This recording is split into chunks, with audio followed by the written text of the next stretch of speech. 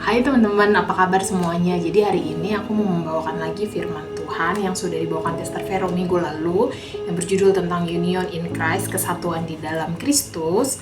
Sebelum kita belajar lebih dalam lagi tentang kesatuan atau pondasi di dalam Kristus itu sendiri, kita mau ngerti dulu teman-teman apa sih pondasi itu.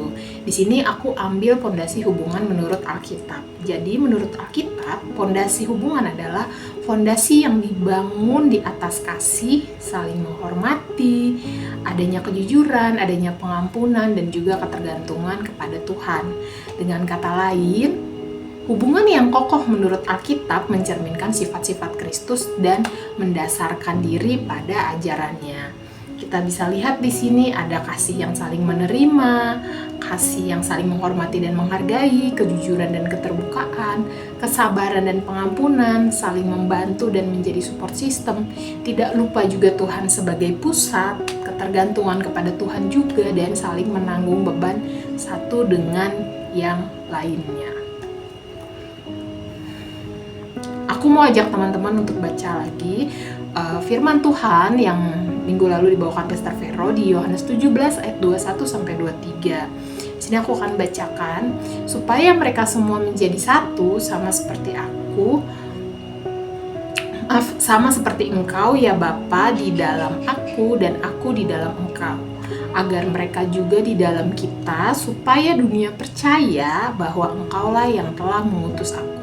Ayat 22, dan aku telah memberikan kepada mereka kemuliaan dan yang Engkau berikan kepadaku, supaya mereka menjadi satu sama seperti kita adalah satu.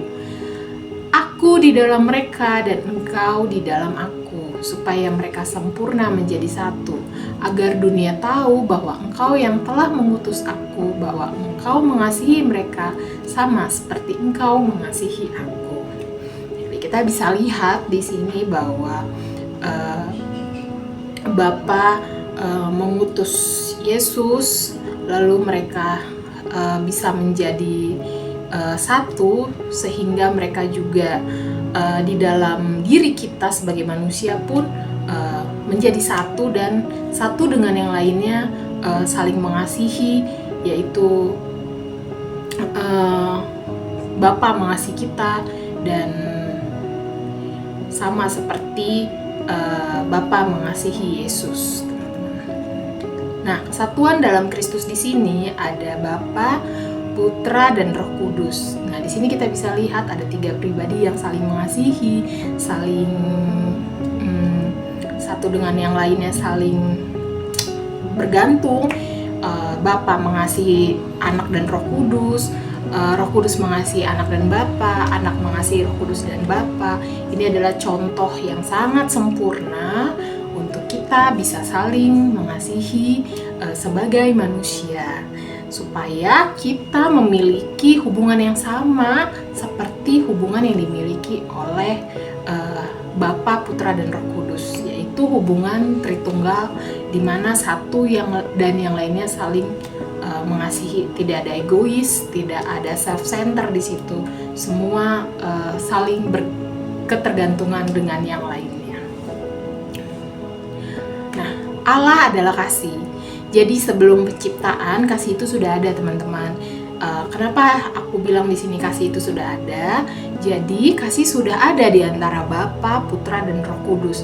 Mereka saling mengasihi lebih dahulu. Mereka sama mungkin seperti orang tua, mereka menikah, lalu sebelum mereka memiliki anak, mereka saling mengasihi terlebih dahulu, sehingga akhirnya mereka bisa menjadi contoh kasih yang sempurna untuk anak-anak mereka. Begitu pula dengan Bapa, Putra, dan Roh Kudus. Mereka saling mengasihi dan mereka nggak pernah gagal dalam mengasihi, sehingga mereka bisa menjadi contoh di dalam kehidupan kita sebagai manusia, untuk kita juga sebagai manusia bisa saling mengasihi dengan sempurna satu dengan yang lainnya.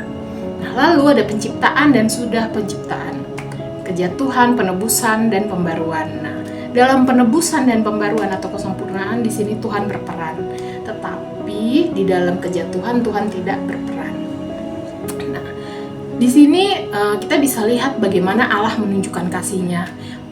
bagaimana kita bisa lihat di Perjanjian Lama, di Kejadian, hari pertama sampai hari ke-6 Allah menciptakan segalanya apa yang dibutuhkan oleh manusia, dari mulai cakrawala, dari mulai udara, dari mulai air, tumbuh-tumbuhan, tanaman, binatang, segalanya yang nanti akan dibutuhkan manusia. Dan ketika semuanya sudah lengkap, ketika semuanya sudah sempurna di mata Tuhan, baru Tuhan menciptakan manusia ke dunia ini. Itu adalah salah satu bagian dari kasihnya Tuhan di dalam kehidupan kita.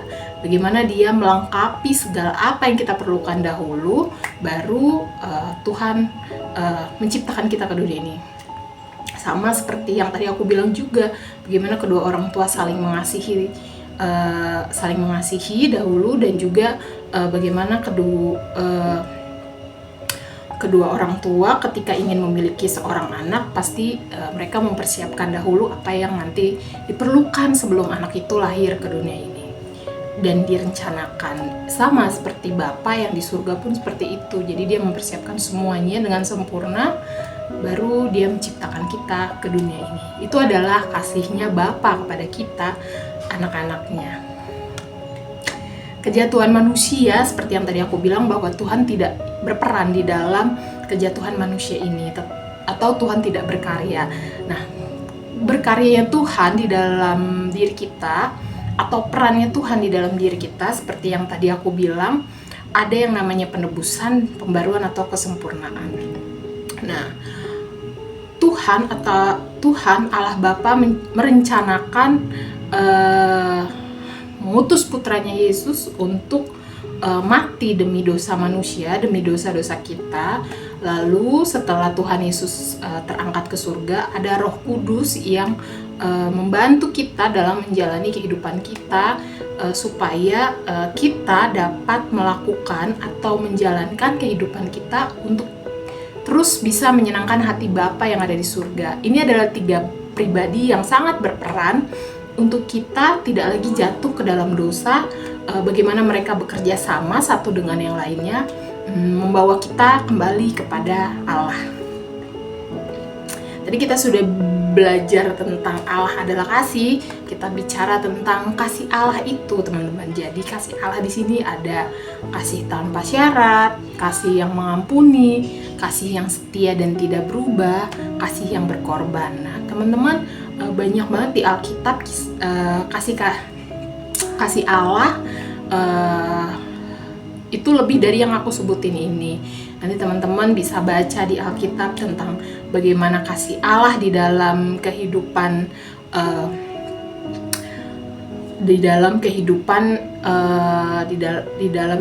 orang-orang yang tertulis di dalam Alkitab tersebut, teman-teman. Begitu pula dengan di dalam kehidupan kita pribadi, lepas pribadi, bagaimana kasih Allah itu sendiri. Pasti teman-teman punya gambaran tersendiri juga tentang kasih Allah yang sudah teman-teman alami atau teman-teman rasakan. Di sini ada respon dan tindakan, teman-teman. Bagaimana kita menerima kasih Allah dengan iman, ada di Efesus 2 ayat 8-9. Mengasihi Tuhan dengan seluruh hidup kita di Matius 22 ayat 37-38. Mengasihi sama seperti diri sendiri, Matius 22 ayat 39. Hidup dalam kasih dengan perbuatan yang nyata, ada di 1 Yohanes 3 ayat 18. Kalau aku lihat dan aku perhatikan di sini adalah kasih adalah hukum pertama yang bagaimana kita menerima kasih Allah terlebih dahulu, supaya kita dapat menyebarkan kasih Allah itu, kasih Tuhan itu kepada sesama kita. Dan juga bukan cuman hanya menyebarkan, tetapi juga di dalam kehidupan kita sehari-hari ada perbuatan-perbuatan yang menunjukkan tentang kasih itu sendiri, teman-teman. Itu adalah respon dan tindakan yang seharusnya kita sebagai anak-anak Tuhan dapat kita lakukan di seluruh area kehidupan kita. Di sini ada points to pondernya, teman-teman. Nanti teman-teman bisa bahas kembali, kita bahas lagi di breakout roomnya, teman-teman. Yang pertama, sudahkah saya menerima kasihnya Tuhan dengan iman? Bagaimana saya bisa lebih baik mengasihi Tuhan dan sesama? Lalu yang ketiga, benarkah hubungan di luar kasih adalah hubungan yang sia-sia atau menghancurkan? Lalu kasih alasan dan contohnya. Dan yang keempat adalah kebalikan dari nomor 3. Hubungan dalam kasih adalah benarkah hubungan di dalam kasih adalah hubungan yang benar atau membangun? Berikan juga alasan dan contohnya. Nanti kita sama-sama bahas ini di breakout room kita, teman-teman, supaya kita bisa lebih paham lagi dan lebih ngerti lagi tentang kasih itu sendiri. Aku sudah selesai, teman-teman. Terima kasih banyak.